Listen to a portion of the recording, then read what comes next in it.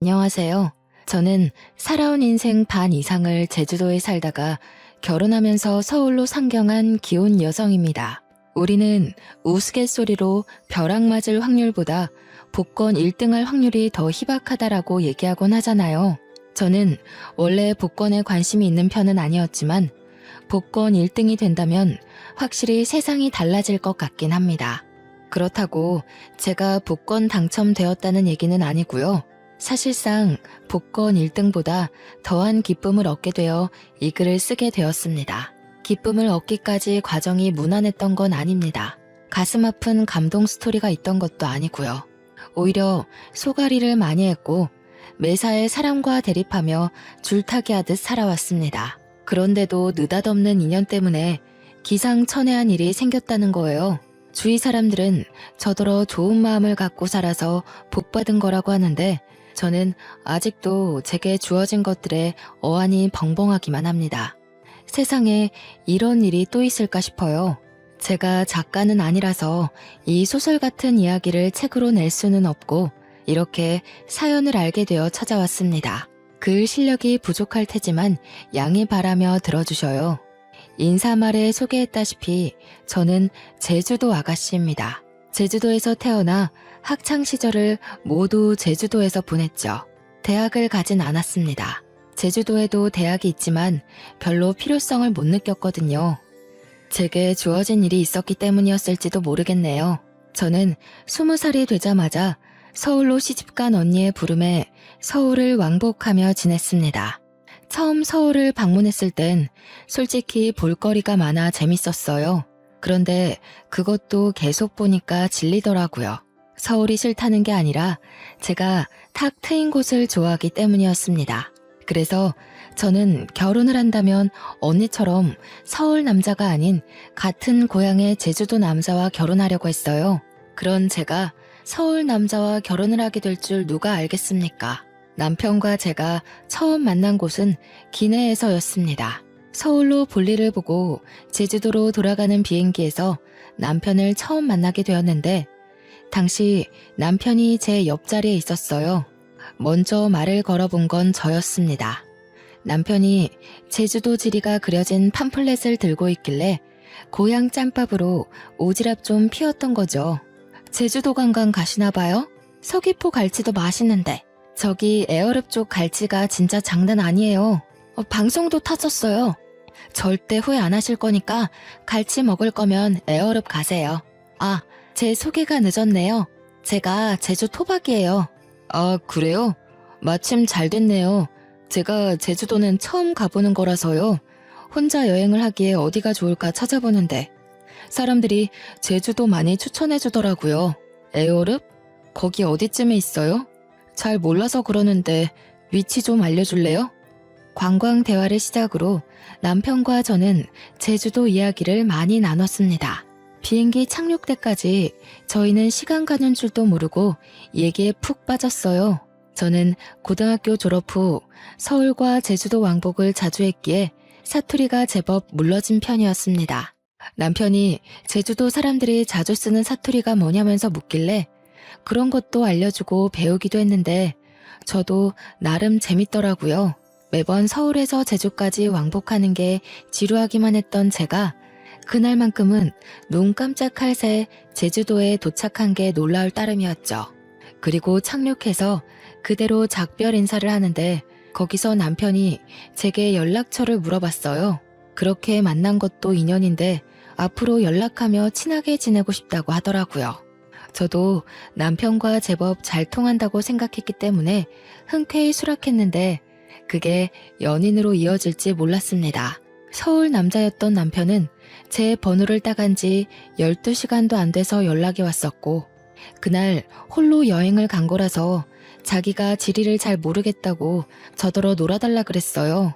그렇게 빠른 시일 내에 가까워진 우리는 남편의 고백으로 서울 돌아가는 날이 될 때 연인이 된 겁니다. 주로 남편이 저를 보러 주말마다 제주도로 날아오는 편이었어요. 제가 서울을 갈 때는 남편이 일을 하고 있는 데다가 또 제가 외박은 할 수가 없었기에 만나기 어려웠습니다. 제가 서울을 자주 방문했던 건 친언니가 형부랑 같이 서울에서 오메기떡이 주재료인 카페를 하고 있었기 때문입니다.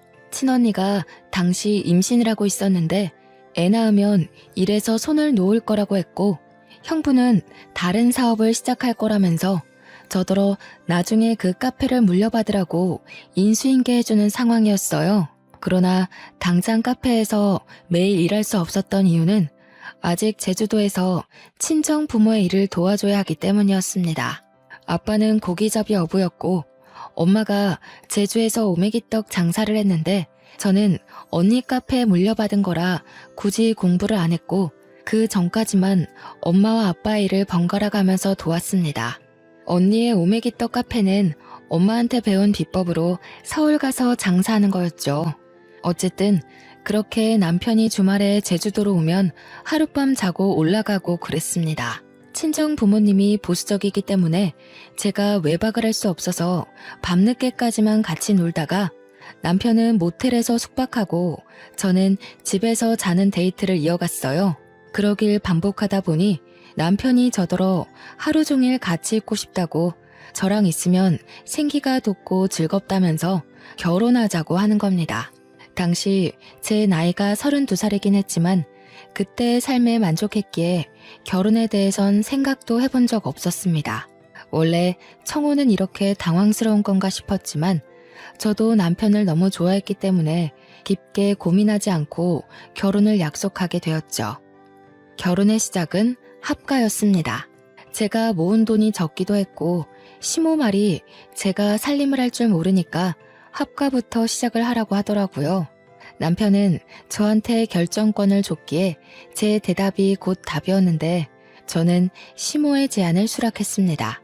남편에게 더 좋은 아내가 되고 싶어서 시모한테 살림을 배워야겠다고 생각했거든요. 시부는 워낙 바쁜 사람이라 항상 새벽 일찍 나가고 저녁 늦게 들어온 사람이었는데요. 사업장의 오너라고 했으니까 어쩌면 당연한 거였어요. 그래서 시부는 제가 거의 얼굴 마주할 일이 별로 없었습니다. 거의 일주일에 3번 볼까 말까 했어요. 결혼식 때 말고는 인사도 제대로 나눠본 적이 없어서 효도하고 싶어도 기회가 전혀 없었어요. 남편은 시부를 너무 신경 안 써도 된다고 하더라고요. 원래 바쁜 사람이라서 누가 챙겨주는 것도 아마 부담스러워 할 거라고 말이죠. 그때부터 저는 시부의 안부를 굳이 궁금해하지 않았습니다. 저는 시집을 가면서부터 친정 일을 못하게 된 대신 친언니 카페로 매일 출근을 할 수 있는 여건이 되었는데요. 이제부터 출근을 하겠다고 시모에게 미리 알렸더니 시모가 그것을 못마땅해 하더군요. 그걸 꼭 지금 다녀야 되겠니? 그리 급한 것도 아닌 것 같은데 결혼 생활에 적응하고 나면 다녀도 되는 거 아니냐? 언니 출산 일이 얼마 안 남아서요. 저희 사정도 좀 급한 상황이에요. 제주도 살 때는 거리 때문에 자주 못 다니고 있었거든요. 여기서는 그리 멀지 않아서 빨리 배울 수 있을 것 같더라고요. 그럼 내가 제대로 살림도 못 가르치겠네. 너희 분가하려면 살림을 빨리 배우는 게 좋을 텐데. 섬에서 올라왔으니 모르는 게 많을 거 아니야. 서울집이랑 섬집은 많이 다르다. 예, 네가 제주도에서 어떤 집에 살았는지 모르겠는데 서울 아파트는 그런 데랑 차원이 달라서 배워야 할 게 수두룩해. 언제 다 배워서 네 남편 챙기려고 그러니? 제가 서울집을 안 가봤겠습니까? 저희 친언니 부부네 집이 서울입니다. 대화를 좀 하다가 알게 된 거지만 시모는 제가 제주도 섬에서 올라온 처녀라는 것에서 수준 차이 난다고 생각하고 있었어요. 아무리 꼬질꼬질하게 있어도 서울 사람은 귀티가 나고 아무리 치장을 해도 섬 사람은 빈티가 난다는 생각이더라고요. 그건 조금만 대화를 해봐도 느껴지는 부분이었습니다. 당연히 불쾌했죠. 그러나 시모가 제게 직접적으로 욕하는 것도 아니었고 은근히 무시하는 경향으로만 툭툭 던졌던지라 제가 대놓고 시모 말에 불쾌함을 드러내기가 애매했어요. 그나마 할 수 있었던 건 시모 말에 무조건 굽히고 들어가지 않는 걸로 대신 불편했던 감정을 풀어냈습니다. 예를 들면 제가 카페에 출근하는 걸 막으려는 시모의 제안을 뻔뻔하게 거절했고 시모가 빙빙 둘러서 자기 원하는 대답을 유도하려 할 때 그걸 시종일관 눈치 없는 척 하는 것 정도였습니다. 그럴 때면 시모가 저를 답답해하면서 한 번씩 자기 분에 못 이겨 저를 포기해버리고 말았어요. 그 덕에 다행히 언니 카페에서 출근을 매일 할 수 있었습니다. 남편에게는 시동생이 하나 있는데요. 시동생이 이 시댁에서 좀 남다른 존재더라고요. 남편과 달리 우수인재 축에 속해서 진작에 유학생활을 하고 있었다고 하더군요. 남편은 공부머리가 뛰어나지 않아서 시부가 유학 제안을 했었지만 바로 거절했다고 했고요. 그래서 시댁은 다른 집과 다르게 희한하게도 장남보다 차남이 우대받는 입장이었습니다. 몰랐는데 시모가 제게 촌스럽다고 은근히 돌려서 서울 여자들이랑 비교했던 것처럼 남편한테도 은근히 시동생과 비교를 하지 뭡니까? 넌 내년에 봉급 얼마나 오른다니? 그래도 다닌 지 오래됐는데 이제 좀 확 오를 때 되지 않았나? 그놈의 쥐꼬리만한 월급 때문에 내가 다 답답하던데. 공무원이 올라봤자죠. 엄마가 생각하시는 만큼 오를 리 없으니까 그만 좀 물어보세요. 어차피 저한테 별다른 관심 없으시잖아요. 얘 봐라. 잔소리도 다 어미의 정이야. 내가 진작에 사업 하나 해보라고 했잖니. 요즘 같은 세상에 공무원 하나 해가지고 뭐 해먹고 살래? 네 동생 봐라. 벌써 그 나이에 한 달에 용돈만 돈 100만 원씩 보낸다. 내가 이걸 장남한테 받아야지 막내한테 받는 게 말이니? 어떻게 돈 불릴 궁리를 안 하는가 몰라. 시댁에서는 시부도 사업을 하고 있었고 시동생도 사업을 막 시작해서 단번에 성장했다고 했습니다. 그런 집안에서 남편만 공무원으로 안정직에 있는 상황이었는데요. 어떤 집안에서는 공무원이 남편 감으로 딱 좋다고 칭송하는데 시모는 돈이 확확 튀면서 졸부같이 사는 걸 좋아하는 것 같았습니다. 그렇다고 제가 친언니의 개인 사업을 물려받는 건 또 안 좋아했어요. 혹시라도 제 사업이 잘 돼서 자기네 식구보다 잘 나갈까봐 염려하더라고요. 무조건 자기 집에서 성공하는 사람이 있어야 된다고 보는 듯 했습니다. 남편은 내성이 생긴 건지 시모 말에 대강 대답할 뿐 별다른 감정을 드러내지 않았습니다. 옆에서 듣기만 해도 제가 대신 화가 나는데 정작 당사자가 가만히 있으니 제가 뭐라 나설 수는 없겠더라고요. 그래서 주로 뒤에서 남편을 위로해주기만 했습니다. 어머님 말 너무 신경 쓰지 마. 공무원은 뭐 아무나 되는 줄 아나? 내 친구는 공무원 시험 벌써 3번이나 떨어졌어. 공무원 경쟁률 장난 아닌데 어머님은 아무것도 모르면서. 나 신경 안 써. 원래 저런 사람이야. 나 때문에 당신이 신경 쓰는 것 같은데 당신이야말로 내 걱정은 마. 그래도 걱정해줘서 고마워. 당신이 옆에 있어서 내가 좀 숨 쉬어진다. 남편이 자기는 사춘기를 지나고부터는 시모의 잔소리를 그러려니 체념하고 산다고 했어요. 별로 타격도 없대요. 그러면서 시부가 자기 공무원 꿈을 응원해줬는데 그것만으로 충분하다고 시부는 오히려 사업하는 시동생 걱정으로 마음 졸인다고 했습니다. 시부가 사업을 하는 사람이기에 사업의 위험성을 잘 알고 있어서라고 했어요. 자꾸 이렇게 자리 없는 시동생 얘기가 나오니까 결혼식에서도 본 적 없는 시동생이 문득 궁금해지더라고요. 남편한테 슬쩍 물어봤더니 남편 말로는 시동생이 똑똑한데 얼굴도 자기보다 잘생겨서 잘나긴 했다고 하더군요. 얼마나 잘났길래 시모가 저리 차별을 하는 건가 괜히 샘통이 났습니다. 그렇게 하가 생활 3년이 지났을까요?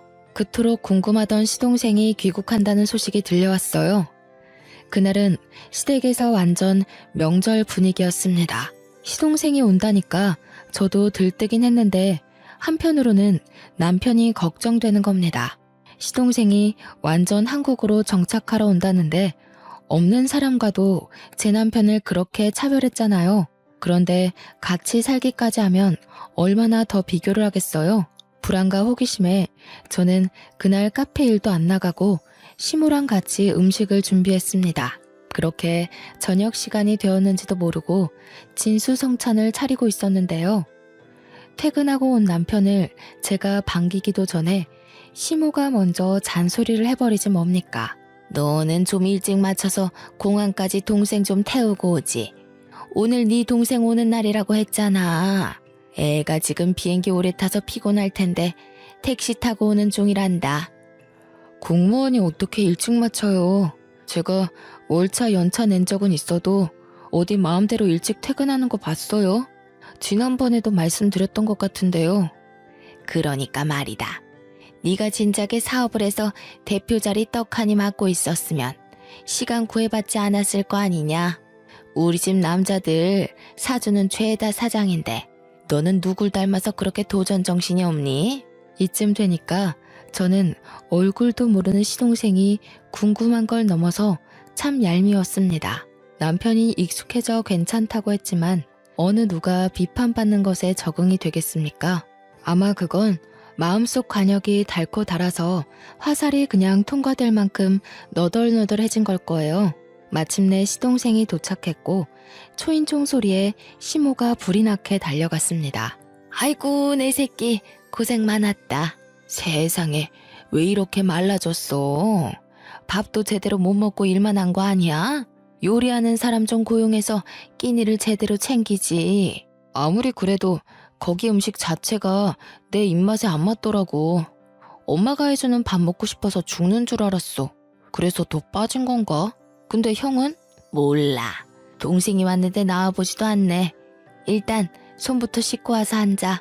엄마가 너 좋아하는 걸로 잔뜩 차려놨어. 남편이 퇴근한 뒤 아직 씻고 있었기에 남편 대신 제가 나가서 시동생에게 인사를 했습니다. 남편이 시동생을 잘났다고 엄청 자랑을 했었잖아요. 그런데 솔직히 실제로 보니까 제 남편이 더 잘나 보였어요. 일단 외적으로는 제 남편이 더 키가 컸고 체격이 좋았습니다. 시동생은 좀 마르고 허여멀건한 데다가 약간 멸치상이었어요. 공부 잘하는 괴짜처럼 생겼더라고요. 제가 우리 남편 와이프라서 남편 편을 들려는 게 아니고요. 정말 남편이 시동생을 한참 좋게 평해준 거였다니까요. 그러니까 제 눈에 시모는 시동생이 돈을 많이 벌어서 그거 하나만 가지고 좋아하는 것 같았어요. 형수님, 형한테 얘기 들었습니다. 듣던 대로 인상이 부드러우시네요. 형이 얼마나 형수님 자랑을 하던지. 저도 형수님처럼 좋은 여자 만나서 결혼하고 싶어요. 시모 때문에 시동생을 미리부터 미워하고 있었지만 막상 시동생을 만나니까 제가 얄미워했던 게 미안할 만큼 성격이 동글동글하고 좋더라고요. 그 순간 누구한테도 해보지 않을 불평이었는데도 시동생을 욕했던 제 자신이 부끄러웠습니다. 시동생이 이렇게 살가워서 남편이 시모가 시동생을 편애해도 그리 칭찬하고 감쌌나 봅니다. 그렇다는 말은 시댁에서 남편을 싫어하는 사람은 시모뿐이라는 거잖아요. 왜 그럴까 곰곰이 생각하게 되다 보니 문득 남편과 시동생이 안 닮았다는 걸 알게 되었습니다. 실례인 걸 알지만 저도 모르게 그걸 식사 자리에서 말해버렸더니 분위기가 싸해진 거 아니겠습니까? 질문을 한 건 저인데 당황한 것도 저였습니다. 아무도 제 말에 답을 안 하고 침묵만 흐르던 그때 가장 먼저 입을 연 건 시동생이었어요. 형수님 모르셨구나. 형, 우리 집 얘기 형수한테 말 안 했어? 그래도 결혼까지 했는데 형 사정은 알고 계셔야 되지 않나? 아, 뭐 좋은 일이라고. 나중에 상황 봐서 얘기하려고 했지. 미리 말 못해서 미안해 여보. 내가 밥 먹고 나중에 따로 설명해 주던가 할게. 남편은 그 뒤로 몇 숟가락 뜨지도 않았는데 자리에서 일어나 버렸습니다. 제가 따라서 일어나려 했는데 시동생이 제게 말을 걸더라고요. 남편이 나중에 말해주겠다던 개인 사정 이야기였어요. 듣자 하니 시부가 시모와 결혼 생활을 하는 동안 다른 상간녀를 만나 가진 아이가 남편이라 하더라고요. 그럼에도 시모가 남편을 자식으로 받아들인 건 그 당시 시모는 난임 판정을 받았기 때문이었고 비록 남의 애지만 시부를 무척 사랑했기에 용서하고 남편을 자기 자식으로 인정했다고 했습니다. 그러다 몇 년 뒤 기적처럼 시험관에 성공해 태어난 사람이 바로 시동생이었다고 했어요. 전혀 몰랐던 복잡한 가정사에 저는 남편에게 실수했다는 걸 자각했습니다. 시동생이랑 시모에게 양해를 구하고 얼른 자리에서 일어나 방으로 갔어요. 남편이 무슨 생각을 하고 있는지 고뇌 가득한 얼굴로 침대에 앉아 있더라고요. 남편이 왜 시모에게 그런 취급을 받고 살았는지 알게 되니 남편의 처지가 참 불쌍하다고 느껴졌습니다. 태어났을 뿐인데 세상에 낙인 찍힌 셈이잖아요. 이 사실이 드러날 때마다 얼마나 손가락질을 많이 받았겠습니까? 저는 그 사실을 더 이상 언급하지 않고 남편을 조용히 위로해줬습니다. 남편은 거실에서 자기 얘기하는 게 들렸는지 저더러 미리 말 못해서 미안하다고 하더라고요. 이혼하자고 해도 자기 잘못이니까 받아들이겠다고도 했어요. 당신이 나한테 실수를 한 것도 아닌데 우리가 왜 이혼을 해? 당신 나한테 한 번도 실망시킨 적 없고 남편 노릇 못한 적도 없고 속상하게 한 적도 없었어. 내가 보기엔 적어도 어머님보다는 신이 좋은 사람 같아. 제 위로에 남편이 웃음을 흘렸습니다. 저를 안아주면서 고맙다고 역시 저랑 결혼하길 잘했다고 하더군요. 결혼 전이나 후나 자기를 웃게 하는 사람은 저밖에 없다면서요. 남편과 저는 저희 나름대로 스스로 마음을 보호하면서 지냈는데요. 무슨 중고등학생 양아치 놀이도 아니고 시모뿐만 아니라 시동생까지 문제가 있더라고요. 그동안 멀리 떨어져 있어 몰랐을 뿐 시동생 또한 남편을 은근히 무시하는 경향이 있었습니다. 둥글둥글한 성격으로 보였던 건 사업을 하는 사람이었기 때문에 습관적으로 비즈니스 태도가 배어 있었기 때문이었어요. 한 두세 달 지내다 보니까 완전히 보이더라고요. 아주 자기 엄마랑 똑 닮아선 제 남편에게 형형거리면서 뻔뻔한 요구를 다 하더라니까요. 형, 이번에 아빠 생신 선물 차 한 대 바꿔드릴까 하는데 돈 좀 보탤 수 있겠어? 나 혼자 해도 괜찮지만 그래도 형제니까 같이 하는 게 좋을 것 같아서. 벌써 아빠 생신이구나. 같이 하면 좋긴 하겠네. 내가 시간이 안 돼서 따로 같이 사러 가주진 못할 것 같다. 얼마 정도 하는데? 아동 비용도 내가 댈게. 우리 사이에 이동 비용은 무슨? 어차피 나 아는 사람 차센터에 가서 살 거라서 1억 5천인데 내가 8천 할 테니까 형이 7천만 보태줘. 시동생은 부탁은 다 저런 식이었습니다. 갖가지 그럴싸한 이유를 들먹이며 남편의 주머니를 털려고 했어요. 그럴 때마다 남편은 할 수 있는 선에선 보탬이 되었지만 저렇게 몇 천이나 보태어야 하는 일은 매번 고개 숙이며 미안하다고 하는 게 사과하기 일쑤였습니다. 그러면 시동생은 자기 작전에 성공했다는 듯 으쓱거리면서 남편의 사정을 몰랐던 척했어요. 아, 깜빡했다. 형 공무원이지. 요즘 주변에서 억소리 나는 사업주들만 만나다 보니까 형 공무원이라는 걸 생각 못했네. 미안해. 이런 식으로 아주 거만하기 짝이 없게 남편을 놀려주고 떠나더라고요. 시모처럼 대놓고 구박하는 것도 아니고 남편 생각하는 척하면서 교묘하게 사람 속을 뒤집어 놓는 거 아니겠어요? 남편 말로는 시동생이 큰돈 만지는 사람이다 보니까 진짜 자신의 주머니의 사정을 깜빡해서 그러는 거라고 생각했는데 제 눈에는 아무리 봐도 시동생의 괘씸한 고의로 보였습니다. 시동생이 오기 전에는 시모 한 명이 남편을 괴롭혔다면 이제는 그 스트레스가 2배가 되어버린 것 아닙니까? 남편은 제가 끼니를 잘 챙겨주고 따로 건강영양제까지 챙기는데도 갈수록 기운이 빠지고 수척해졌습니다. 이게 다 시모랑 시동생 때문이라고 생각했어요. 차라리 저를 괴롭혔으면 좋겠다고 생각할 정도였다니까요. 남편 없을 때는 제게 고나리질하지만 남편이 있기만 하면 시모와 시동생의 목표물은 남편으로 돌아섭니다. 제가 뒤에서 남편에게 위로하고 챙기는 것도 한계가 있었어요. 남편에게 제가 별다른 힘이 되어주지 못하는 것 같자 저는 남편에게 우리 그만 분가를 해보는 게 어떻겠냐고 제안했습니다. 우리 대출 받아서 분가하자. 같이 모으고 있던 돈까지 합치면 작은 집 정도는 구할 수 있잖아. 당신 이렇게 기운 없어지는 거 못 보겠어. 이대로면 나 당신 말도 안 듣고 어머님이랑 도련님한테 싸움 걸지도 몰라. 저는 제주살이를 하면서 어릴 때부터 아빠와 엄마의 직장을 놀이터처럼 놀러 다녔다 보니 진상인 사람들을 익숙하게 봤습니다. 그때마다 제가 부모님 지키겠다고 7살 어린 나이에 어른에게 주먹질을 하고 그랬어요. 그래서 부모님께도 많이 혼이 났었어요. 혹시라도 제가 다른 데 가서 사고를 칠까봐 걱정해서였겠죠. 오랜만에 진상인 사람들 만나니까 과거에 들끓던 에너지가 올라오는지 저는 정말 시모랑 시동생과 다툼을 일으킬 것 같았어요. 남편을 위한 것도 있지만 제가 살기 위해서라도 분가를 하고 싶었습니다. 남편은 생각해보겠다고 하더니 하루 뒤에 바로 긍정적인 답변을 주었어요. 그 뒤론 망설이지 않았습니다. 하루라도 빨리 시모와 시동생을 남편과 떼어놓고 싶어서 저녁 식사 자리에서 얘기를 했어요. 저희가 분가를 하겠다고 시모에게 알리자 역시 예상했던 대로 시모는 돈도 없는 것들이 살림 동낼 생각 있냐고 성질을 부렸습니다. 버는 사람 따로 있고 쓰는 사람 따로 있어? 혹시라도 우리한테 손 벌릴 생각이면 말하라. 지금 애비랑 동생이 돈 잘 번다고 콩콩물 좀 떨어지지 않을까 생각하나 본데 절대 그럴 리 없다. 우리가 알아서 할 거니까 엄마는 신경 쓰지 마세요. 손 벌릴 생각 없으니 분가할게요. 아버지한텐 제가 따로 연락드리겠습니다. 왜 그래 형?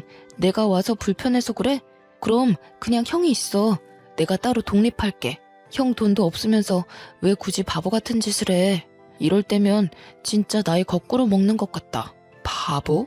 시동생의 섬나는 발언에 저는 남편의 아내로서 더 이상 듣고만 있을 수 없었습니다.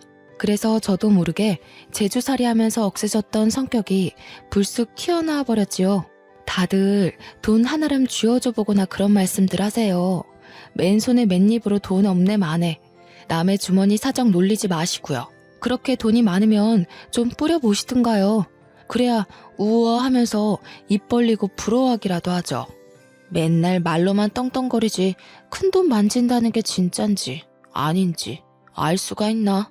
뭐라고요? 형수님, 무슨 말씀을 그렇게 하세요? 아무리 삶 구석에서 덜 배우고 컸다지만 저도 엄연히 시댁 사람입니다. 말 가려주세요. 공무원이라고 무시하는 요즘 세상에 시댁 사람 친정 사람이 어딨대요?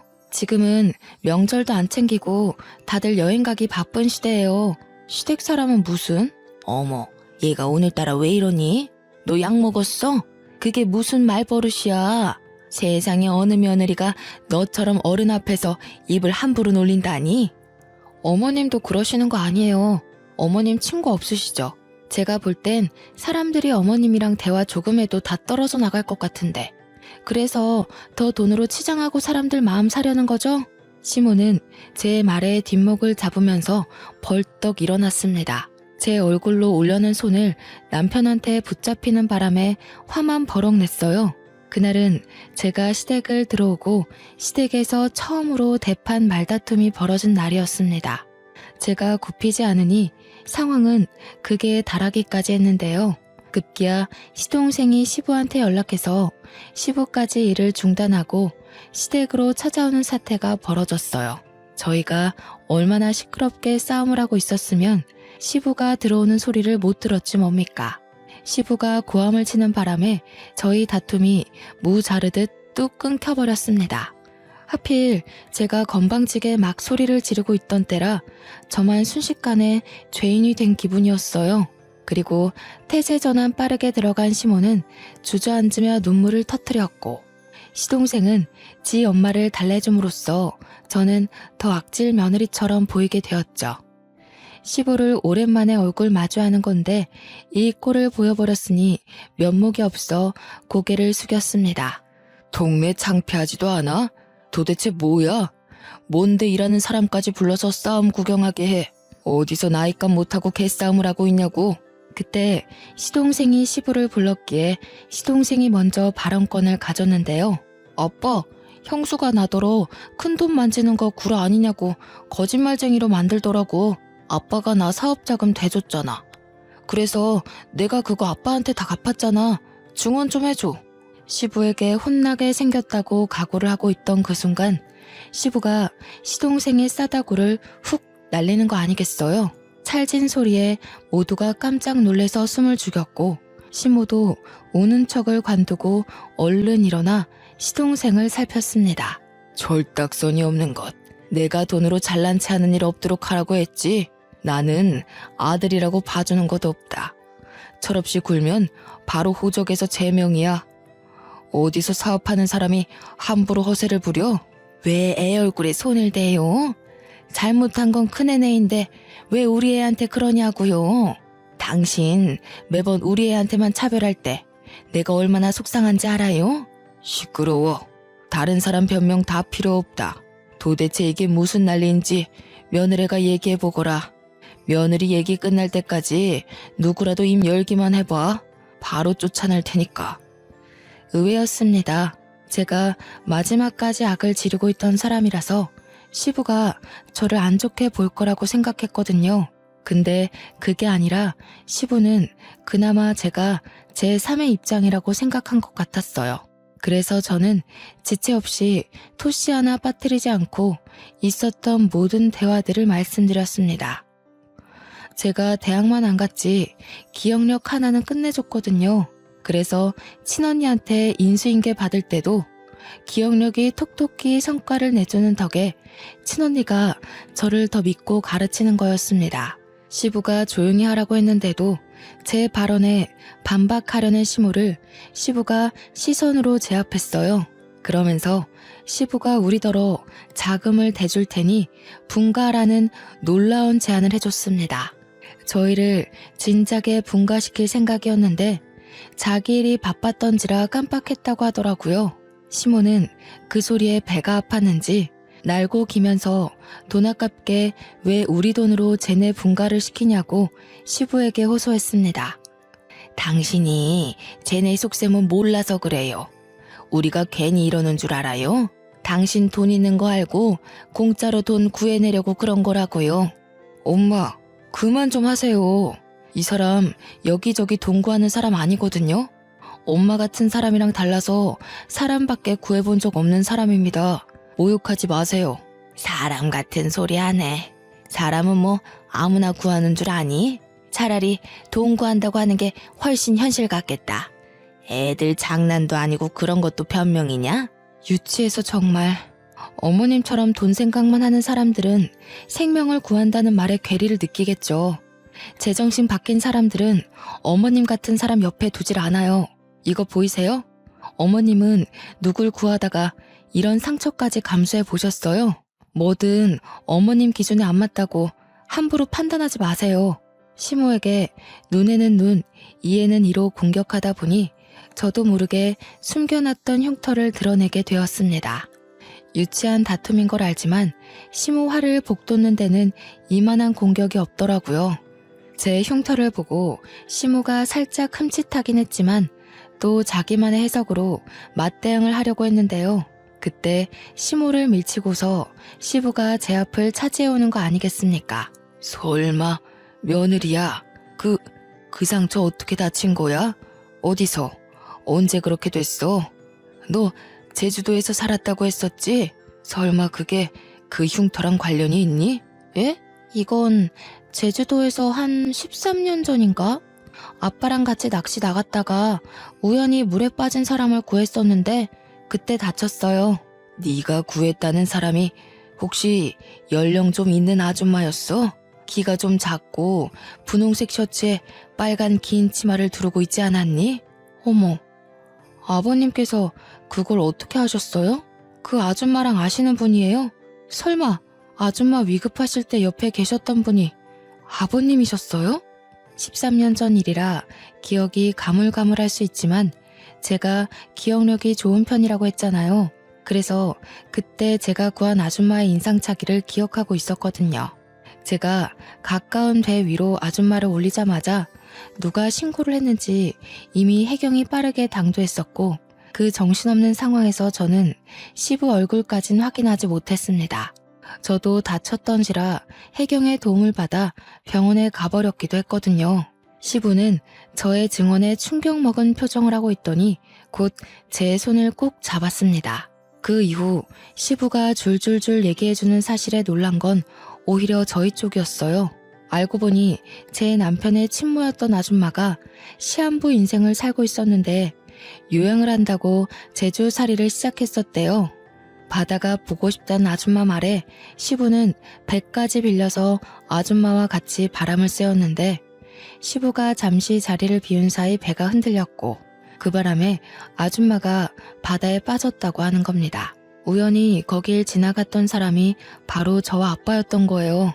아빠랑 배낚시를 하고 있던 저는 당시 고등학생이었는데 제가 먼저 그 상황을 먼저 목격했거든요. 그래서 물에 빠진 아줌마를 보자마자 망설임 없이 뛰어들었어요. 그런데 아줌마를 건져 올리는 과정에서 바위에 세게 부딪히는 바람에 다리에 커다란 생채기를 내고 말았죠. 피가 뚝뚝 떨어지는 와중에도 저는 사람을 구하느라 정신이 없었고 뒤늦게 달려온 아빠가 제 다리를 살폈습니다. 그 상황에서 아마 시부는 아줌마를 살리기 위해 인공호흡을 하고 있었던 걸로 기억해요. 정신이 없던 와중에도 시부는 제 다리에 난 상처를 유심히 보았나 봅니다. 시간이 흘렀는데도 상처를 보고 단번에 기억을 떠올리다니. 그 당시 제가 아줌마를 살렸지만 원래 아줌마는 시한부였기 때문에 4달 후 사망했다고 합니다. 그러면서 아줌마가 죽기 전에 자기를 살렸던 저를 꼭 만나고자 했다고 방방곡곡 찾으려고 했다는 거였죠. 그런데 저를 찾기란 쉽지가 않았고 아줌마는 결국 저를 만나보지 못하고 세상을 떴답니다. 충격적인 과거회를 읊어주면서 시부는 눈물까지 흘렸습니다. 내가 너를 얼마나 찾았는데 이렇게 바로 옆에 있는 줄도 몰랐구나. 내가 지지리도 바보였다. 며느리로 둔 지 수년째인데 이 사실을 이제 알다니. 저는 시부와 그 아줌마가 관계 있다는 사실에 놀란 것도 있지만 제가 시동생한테 들었던 내용과는 이야기가 달라서 혼란스러운 것도 있었습니다. 그러니까 시부의 상간녀 스토리는 제대로 알고 보니 시모가 전부 거짓말로 지어낸 스토리였어요. 원래는 시부가 시모가 아닌 아줌마랑 먼저 혼인한 사이였는데 이미 몸이 안 좋은 채로 결혼을 강행했던지라 아줌마는 일부러 시부와 혼인신고는 하지 않았다고 했고 아이를 낳고서 더 악화된 건강 때문에 제주도를 가게 되었다고 합니다. 그리고 제주살이 한 지 한 달 만에 그 사고를 당해 아줌마의 컨디션은 급속도로 저조했다고 해요. 자기의 죽음을 예감한 아줌마는 시부한테 빌게 된 소원이 하나 있었는데 그게 바로 시부의 재혼이라고 했답니다. 시부와 아줌마는 서로 많이 사랑하는 사이여서 아줌마가 시부 혼자 남겨진 걸 가장 걱정했대요. 그래서 꼭 재혼을 했으면 좋겠다고 했다지 뭡니까. 시부가 서류상에는 첫 결혼으로 보이겠지만 사실상 시모와 재혼을 했던 거였습니다. 시부는 아줌마의 마지막 소원을 들어주기 위해서 당시 아줌마의 요양보호사로 있던 시모와 계약 결혼을 했고 아줌마는 그걸로 이제 시부 걱정 않고 마음 편히 눈을 감았다고 했어요. 이 사실은 남편도 처음 듣는 것 같았습니다. 한 여고생이 물에 빠진 자기 친모를 살렸다는 얘기를 시부한테 들은 적 있었던 남편은 그게 저라는 사실에 그저 벙쪄 있었더라고요. 그리고 다른 의미로 시모랑 시동생도 충격을 먹은 채 입을 다물고 있었어요. 그러니까 결과적으로 지금 제게 시모인 저 사람이 아줌마의 요양보호사라는 거잖아요. 대단한 사모님인 척 하던 저 아줌마가 원래는 우리 남편처럼 월급쟁이였다는 거 아닙니까? 어이없어서 웃음이 나왔는데 이런 뒷이야기는 시동생도 처음 알았나 봅니다.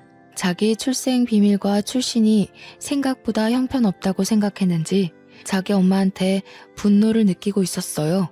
사실상 손가락질 받아야 할 사람이 우리 남편 쪽이 아니라 자신 쪽이라는 사실을 자각한 것 같더라고요. 시동생은 시모한테 불같이 화내면서 따지고 있었습니다. 그러거나 말거나 저랑 시부와 남편은 시모 쪽과는 다른 세상에 있었어요. 아무래도 먼저 간 정원 엄마가 너를 알고 며느리로 들인 게 아닌가 싶어. 어떻게 이런 인연이 다 있을 수 있니? 내가 어떻게 이리 소중한 사람을 몰라봤을까? 아니야, 아버님. 저는 할 일을 했을 뿐인걸요. 아줌마가 살아계셨다면 좋았을 것을. 그래도 아버님 말씀하시는 거 들어보니까 아줌마가 정말 좋으신 분이었다는 게 느껴져요. 고맙구나. 내가 이제 먼저 간 정은 엄마한테 얼굴 들 수 있겠어.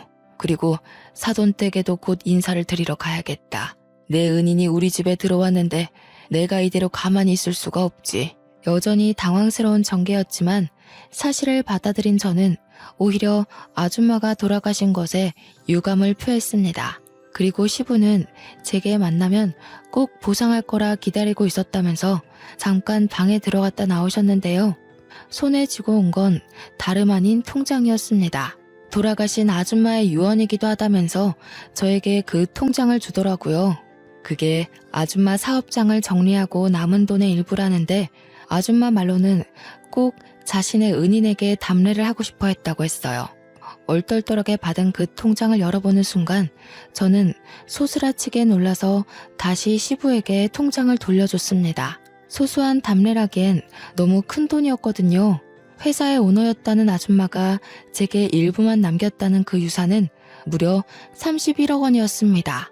한 번도 본 적 없던 숫자이기도 했고 너무 큰 돈이라 받을 수 없다고 바로 돌려줬는데 시부는 너무 완강했어요.